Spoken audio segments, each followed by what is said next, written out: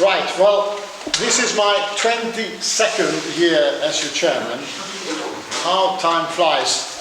When I was asked to take over the chairmanship, I had no idea that I would still be giving my annual report, especially after another difficult year.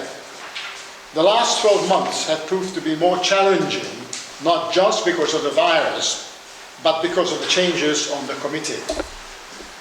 As last year, we conducted all our committee meetings and members' meetings on Zoom, and I'm delighted to be able at last to have an actual audience in a new venue. It really is nice to see all of you here. Let me start with meetings. In September, our member Peter Webb gave us the second half of his talk following his earlier talk about Michelangelo and Picasso, another fascinating tour of his unrivaled collection of prints, this time concentrating on Oriental and European prints of a later period and his personal friendship with David Hockney and Henry Moore. We'll have him back again, he is brilliant. In October, Professor Ian Christie, a film historian and also a member of our association, talked about Robert Paul and the birth of his film studio in Sydney Road, Muswell Hill. Who would have thought? And he made 800 films, of which 75 survives. In February, Jill Simpson gave us a fascinating history of the buildings and the people involved in the development of North Bank through the ages. Also in February, we visited the Hornsey Library, where after an introductory talk we were guided around by Professor Ian Christie, who curated the exhibition of the lost works of the filmmaker Robert Paul, and we also viewed 8 archive films.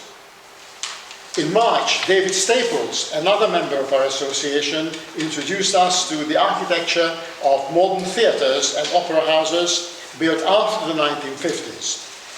And suggestions for talks are always welcome for the next year, so if you have any ideas, do come and talk to me.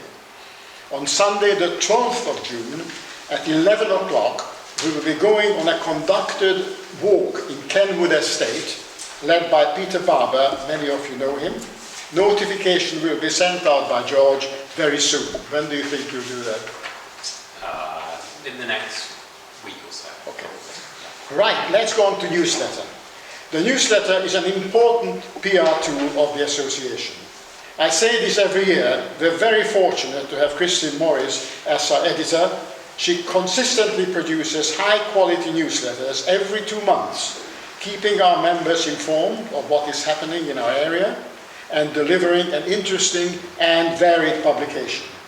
We also distribute the newsletter to libraries, pubs, and other outlets where non-members can pick up a copy.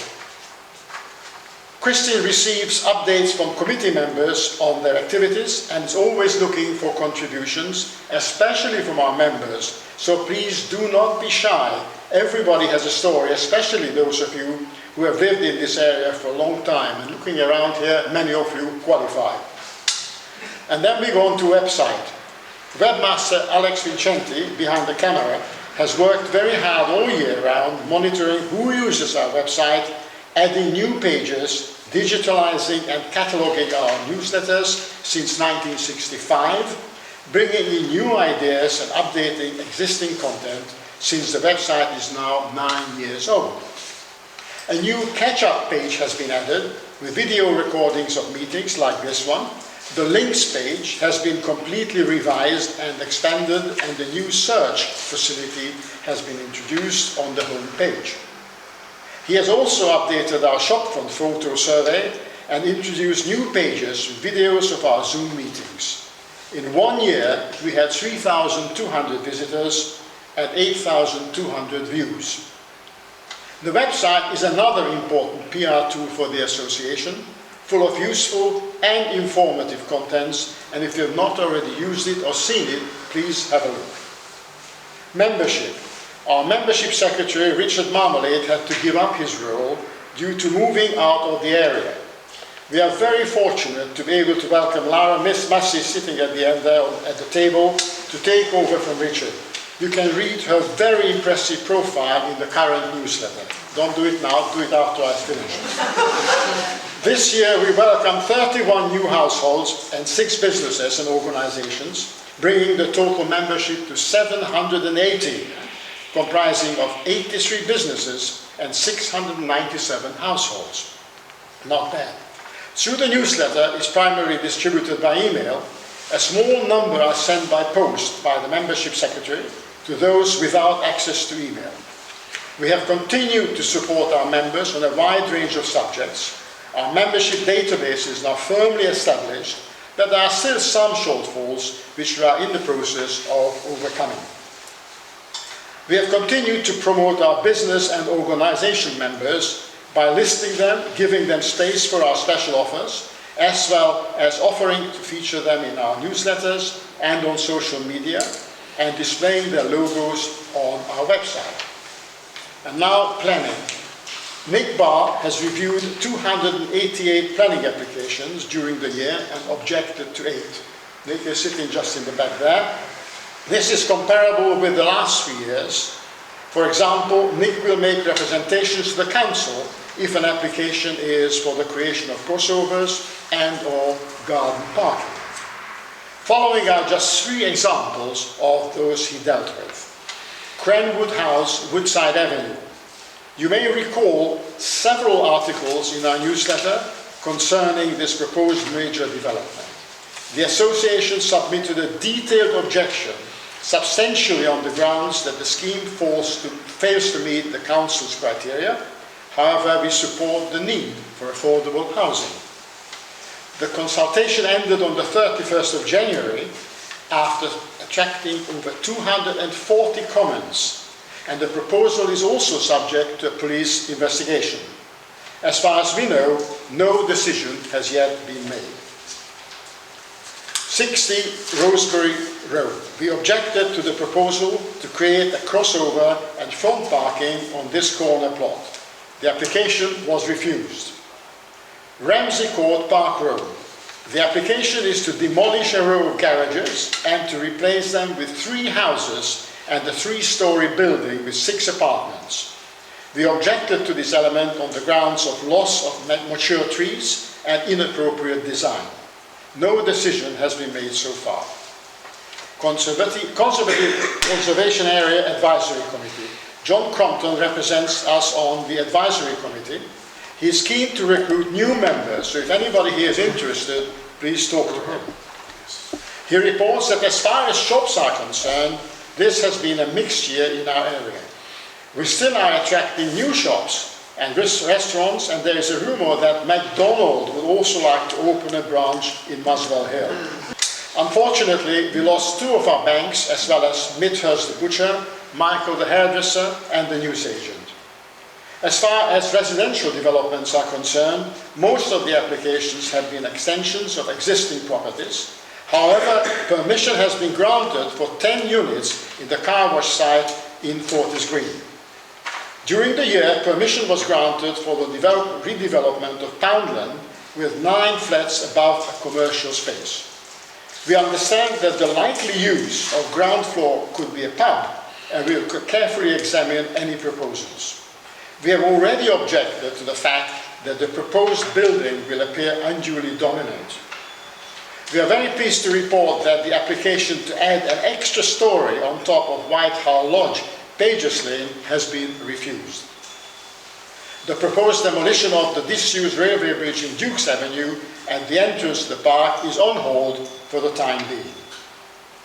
In other matters, we are still waiting for the first draft of Haringey's new local plan and the government's revised proposal on national level after its original intention were put on hold. Next, Alexander Park and Palace. Duncan reports that there have been many more events than last year, and the capacity and frequency of these are almost back to normal. This summer sees the return of the Kaleidoscope Festival and the Red Bull Soapbox Race, among many others. There have, of course, been financial challenges following a very tough year, and to help generate income, permanent car parking charges are being implemented later this year. A welcome grant was received from the Cultural Recovery Fund. Discussions are taking place to change the way in which individuals and organizations can engage with the palace and park, including a possible public forum, but no decision has been made yet. We were sad to see that Louise Stewart, who did a fantastic job as a CEO over the last 6 years, has decided to leave. She is being replaced by Emma Dagnes, previously Deputy CEO. We will host Emma at one of our members' talks in the autumn. Next, environment. Brian Livingston, Brian, where are you? There behind you, has done an enormous amount of work covering the following green sites and flower beds. Pocket parks opposite the village green pub and at Glenavon on Fortis Green. Beds outside Ryman's and at the end of Fortis Green Road at the traffic lights. The raised bed at Grand Avenue, Muswell Hill Road Junction. Grove Lodge Gardens down Muswell Hill. Midhurst Green and Twyford Green. He has worked with the Council Park Department and Veolia to improve all these green spaces and ensure that they are regularly maintained and kept clean. We have funded new plants for the flower boxes at the roundabout and at the kettle trough. We thank members of the association for their donations and Sunshine Gardens for the discount they continue to give us on the cost of plants. The lack of water supply causes some issues, and we have started a discussion with Thames Water about providing a tap in the Broadway. We have continued to organise maintenance visits to the Colney Hatch Lane beds and would like to thank those members of the association who regularly help with this task. Thanks again are also due to the Avid Gardener Company, which undertakes regular pruning of the shrubs and other work. We have also installed 2 sturdy aluminium plaques on metal stakes, replacing the old rotting timber ones. By the way, we are always looking for anybody who is willing to help now and again to keep the place tidy. So if there's anybody interested, come and talk to me or Brian. We continue our fight to keep Queen's Avenue clear of rubbish and are working with both the Council and Veolia. This is an uphill task due to the Haringey Homes properties and the multi-occupancy houses in the street, the state of the bins, and keeping clear the bin areas. Graffiti and fly posting are an ongoing problem. We are lucky that our team, Bill, Jago and Jack Whitehead, continue to do a fantastic job in removing or reporting such items. The Council takes this very seriously and removes offending areas anywhere there is an eyesore. Now, just to carry on with Brian, he sent me an email, and I'd like you to know this. He spent Friday morning planting geraniums and the flower boxes, and then watered them at 6:30 in the morning because the traffic was so busy. The tap is in the middle where the buses are. He also replaced the missing box outside Barclays Bank, which was stolen, and in addition he planted flowers in the water trough opposite the library. Fantastic work going on. Brian is in touch with Haringey Local Area Coordinator, who we hope will help us in various local issues, including the placing of a tap for watering our green sites. He also attended the first ever Haringey Park Summit, where it was announced that the budget for the park staff is being increased, surprisingly, which hopefully means more staffing on the ground in our area. Moving on to transport. I'm very sad to report that Tony Wells has resigned due to ill health. In fact, he's not here tonight. He has been an active and reliable member of the committee for 9 years, and we shall miss him, and this is his final report. Tony covers all aspects of transport that are likely to impact on members of the association in our area, in neighbouring boroughs, including bus routes, bus lanes, cycle lanes, low emission zones, electric charging points, and all matters relating to parking. The most impactful project this year was the cycle lane in East Finchley, continuing all the way to North Finchley. This was introduced without consultation. As a result, many businesses suffered. We, with many others, made representations to our local council and MP. And as you have seen, if you walk that way or go to the tube, changes have now been made and some of the restrictions have been lifted. Tony has also maintained contact with the Highgate Society and others in Crouch End on proposed new traffic scheme. I was going to say that if anybody is interested to take this job on, come and talk to me, but just before I started my talk, I'm delighted to tell you that Chris, who is sitting up at the top, has volunteered to take on this job. Well done. Thank you very much. Right, we go on to Community Fund. You may have read in our January-February newsletter that last summer we decided to launch a community fund with up to £500 available to support local projects for the benefit of the community. We received 13 applications from local groups and organisations. The eventual winner were the Friends of Highgate Roman Kiln, and since this new initiative elicited so much positive attention, we hope to repeat it in the future and hopefully this year. Publicity. George Danker here regularly emails our members informing you, among other things, of events, our own and those organised by others in our area, and local transport and environmental issues. He helps our corporate members by publicising their latest news. He writes articles in the Muswell Flyer and other local publications. Most importantly, he keeps our mailing list up to date. He sets up and administers ticketing for our meetings electronically via Eventbrite. He was actively involved with our new project, the Community Fund, setting up the structure, publicising it, encouraging publications, setting up criteria for judging and serving on the panel which assessed the applications and put forward the suggested winner to the full committee. He also made contact with the new Haringey Council local area coordinator. Right, let's turn to Facebook, Instagram and notice board. Zoe Norfolk, where are you, Zoe? There you are. Zoe Norfolk has worked very hard to publicise our activities on Facebook and Instagram. We have over 2,000 followers on Facebook and growing.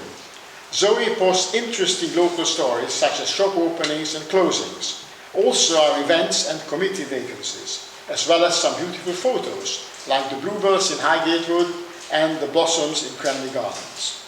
On Instagram, we have nearly 900 followers and are growing. Zoe posts a local picture once a week and other images in stories. For example, the vacancy for the job of membership secretary and the transport officer were shared widely. She keeps our notice board up to date and puts up new posters and copies of our newsletter on a regular basis. Minutes. I would like to thank Laura Bugden for her contribution and the professional and accurate minutes she produces of our committee meeting. Unfortunately, she can't be here tonight. Tree officer. This is a new appointment. Jonathan Popper, who is also not here, has taken on the task and is in constant touch with the council regarding all tree works in our area, whether it be tree planting, tree replacement or tree preservation orders. His work falls in three categories: saving trees, promoting tree planting and looking at local woods. His full report and contact details are on the website. Treasury. Before I hand over to Jacqueline for her report on our finances, I wish to thank her for her continued hard work. She has kept our accounts in an exemplary state, fighting with the banks and coping with the different ways members are paying their sums. We are greatly indebted to her continued vigilance and attention to detail. And that, ladies and gentlemen, would you believe it, is the end of my report. So thank you for listening.